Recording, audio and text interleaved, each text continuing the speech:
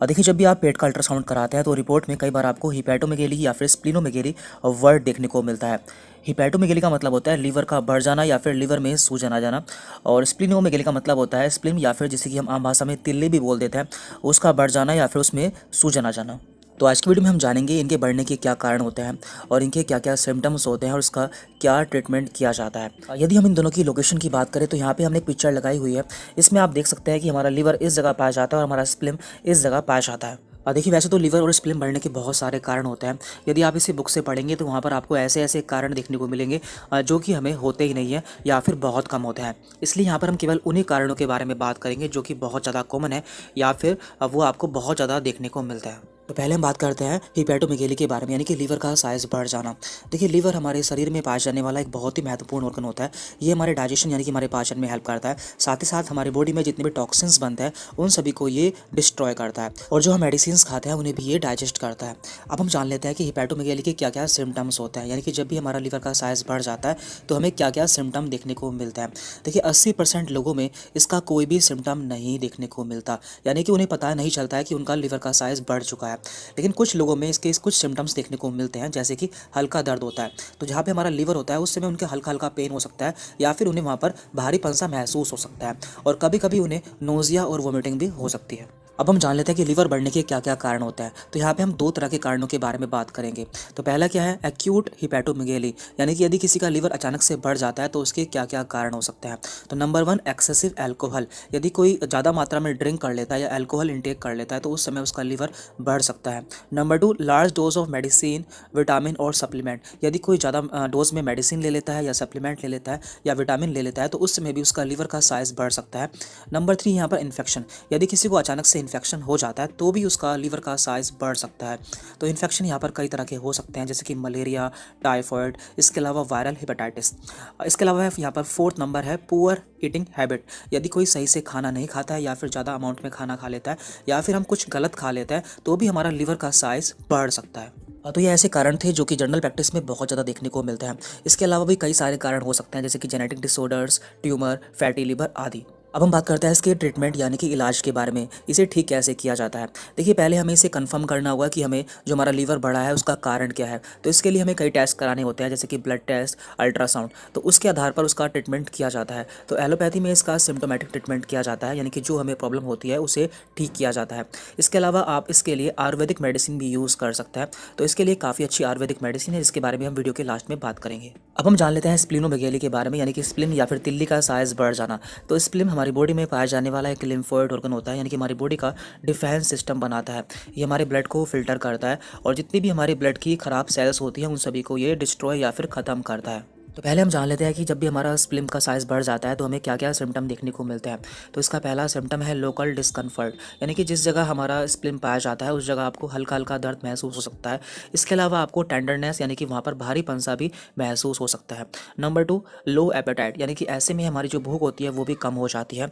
Number 3, फैटिक, यानी कि हमें थकान महसूस हो सकती है। नंबर 4, एनीमिया, यानी कि हमारे जो खून है वो भी कम हो सकता है, क्योंकि जो हमारा स्प्लीन होता है उसका जो मेन काम होता है वो ब्लड को फिल्टर करना होता है। तो यदि हमारा स्प्लीन ब्लड को फिल्टर नहीं कर पाएगा या फिर वो सही से काम नहीं कर पाएगा तो जो हमारा खून है वो कम हो जाएगा। हम जान लेते हैं कि स्प्लीन बढ़ने के क्या क्या कारण होता है। तो यहाँ भी हमने दो तरह के कारण लिए हैं, एक होता है मोस्ट कॉमन और एक होता है लेस कॉमन, यानी कि ऐसे कारण जो कि हमें बहुत ज़्यादा देखने को मिलते हैं, या फिर यदि हमारे पास में कोई मरीज आता है तो हम सबसे पहले इन्हीं कारणों के बारे में सोच सकते हैं।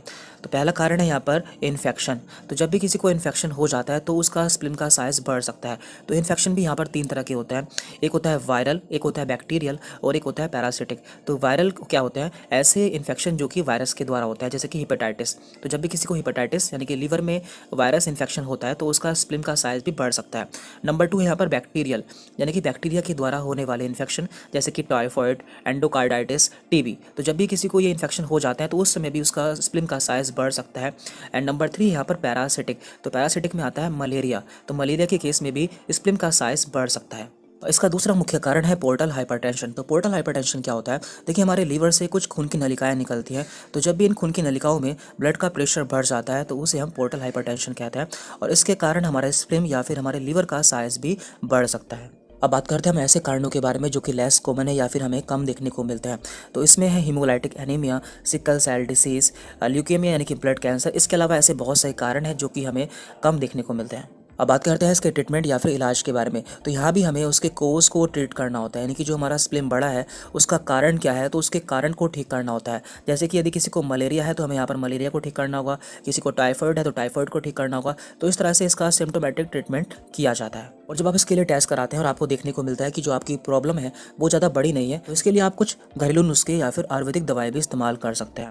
तो यह है द डायग्नोस्टिक बुक, डॉक्टर कैसे किसी मरीज की बीमारी का पता लगाते हैं। तो इस बुक में आपको बहुत सारी केस स्टडीज़ मिल जाएंगी, तो आपको दिखा देते हैं इसमें क्या क्या दिया हुआ है। इसमें दिया हुआ है बेसिक एग्जामिनेशन, केस स्टडीज़, जैसे कि patient with fever, patient with cough, patient with diarrhoea.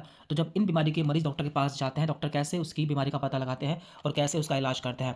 बाद में इसमें यहाँ पे मेडिकल अवेयरनेस दी हुई है, साथ में इसमें मेडिकल एजुकेशन दिया हुआ है, डॉक्टर प्रिस्क्रिप्शन दिए हुए हैं। तो हम कुछ देख लेते हैं, जैसे कि यहाँ पे है बेसिक एग्जामिनेशन, डॉक्टर कैसे एग्जामिनेशन करते हैं, डॉक्टर कैसे पेशेंट की टंग चेक करते हैं, उसकी आँख चेक करते हैं, ये सभी चीज़ें इसमें दी हुई है। तो हमारे पास में ये केस नंबर 7 है। इसमें दिया है पेशेंट ऑफ एडिमा या फिर सूजन। यदि कोई मरीज सूजन का मरीज डॉक्टर के पास आता है तो वो बोलता है डॉक्टर मेरे फेस और मेरे पैरों में 3 दिन से स्वेलिंग सूजन है। तो डॉक्टर को क्या करना होता है, डॉक्टर को देखना होता है कि सूजन शरीर के किस हिस्से में है। तो यदि सूजन चेहरे पर होती है तो किडनी की बीमारी हो सकती है, लेग्स में होती है तो हार्ट की बीमारी हो सकती है। तो इस तरह से इसमें दिया हुआ है। इसके बाद painting and non painting oedema क्या होता है वो सब भी इसमें दिया हुआ है। डॉक्टर देखते हैं कि मरीज को एनीमिया या फिर खून की कमी तो नहीं है। तो कुल मिलाकर डॉक्टर जान पाते हैं कि सूजन का कारण क्या है। लास्ट में यहाँ पर हाइलाइट्स दिए हुए हैं और एक्शन टू बी टेकन। जब आप इस बुक को देखेंगे तो उसमें एक चैप्टर है इमरजेंसी कंडीशन। तो कुछ ऐसी कंडीशन होती है जिसमें हमें तुरंत इलाज की ज़रूरत होती है, जैसे कि ब्लड या फिर धुंधला दिखाई देना। तो इसके क्या क्या कारण होते हैं, अनकंट्रोल ब्लीडिंग यानी कि खून बहना ना रुक रहा हो, तो उसके क्या क्या कारण होते हैं। तो वो सभी कंडीशंस इसमें दी हुई। चैप्टर नंबर 11 है डाइट, यानी कि किस बीमारी में क्या खाना चाहिए और क्या नहीं खाना चाहिए। तो यह भी इस बुक का एक बहुत ही इंपॉर्टेंट पोर्शन है, तो ये भी आपको ज़रूर से जानना चाहिए। इसके अलावा यहाँ पे है डायग्नोस्टिक टेस्ट, यानी कि किस बीमारी का पता लगाने के लिए कौन सा टेस्ट कराते हैं। तो वो सभी टेस्ट भी इस बुक में दिए हुए हैं। इसके साथ ही इस बुक में मेडिसिन सफिक्स भी दिए हुए हैं, यानी कि मेडिसिन के नाम से जाने कि वो किस काम आती है। जैसे कि यहाँ पे है अजोल। तो अजोल जितनी मेडिसिन होती हैं वो सभी एंटी फंगल होती हैं, यानी कि फंगल इन्फेक्शन को ठीक करने वाली दवाएं होती है। तो जिनके लास्ट में अजोल वर्ड आता है वो सभी एंटी फंगल दवाएं होती हैं। तो इस तरह से इसमें सारी दवाएं दी हुई हैं। और बुक के लास्ट में कुछ प्रिस्क्रिप्शन दिए हुए हैं, यानी कि डॉक्टर कैसे किसी मरीज का पर्चा बनाते हैं। तो यहाँ पर केस नंबर 5 है जिसमें केस दिया हुआ है। इसके बाद यहाँ पर डॉक्टर वर्क दिया हुआ, डॉक्टर को क्या क्या करना होता है, मरीज के वाइटल्स लेने होते हैं। इसके बाद यहाँ पर प्रिस्क्रिप्शन है, पेशेंट का नाम, एज, सेक्स, एड्रेस, डायग्नोसिस यानी कि बीमारी क्या निकल कर आती है, उसका इलाज क्या दिया जाता है या फिर कौन सी मेडिसिन दी जाती है। तो ये सभी इसमें दिया हुआ है। और अभी फ़िलहाल इस बुक के साथ में एक बुकलेट भी फ्री दी जा रही है जिसका नाम है द डायग्नोस्टिक बुक कैप्सूल। तो इसमें आपको क्या क्या मिलने वाला है वो भी हम देख लेते हैं। तो इसमें दिया हुआ है स्पाइनल कॉर्ड एमआरआई रिपोर्ट, यानी कि रीढ़ की हड्डी की एमआरआई रिपोर्ट कैसे दिखते हैं। तो वो सभी इसमें दिया हुआ है। साथ में इसमें ब्रेन सिटी स्कैन की रिपोर्ट कैसे पढ़ते हैं, कलर डोपलर अल्ट्रासाउंड कब किया जाता है और कैसे होता है, stomach ultrasound, type of injection, ICU instrument यानी कि आईसीयू में इस्तेमाल किए जाने वाले उपकरण। तो ये सभी चीज़ें आपको इस बुक में मिल जाएगी, जो कि आपको द डायग्नोस्टिक बुक के साथ में फ्री में दी जा रही है। तो आप इन दोनों बुक को साथ में ले सकते हैं। तो इस बुक का लिंक हमने आपको नीचे डिस्क्रिप्शन बॉक्स में दे दिया है, जहाँ से आप इसे परचेज़ कर सकते हैं। साथ ही साथ आप इसे कोरियर से मंगाने के लिए हमें व्हाट्सएप मैसेज भी कर सकते हैं। हमने व्हाट्सएप नंबर नीचे डिस्क्रिप्शन बॉक्स में दिया हुआ है। Thank you very much.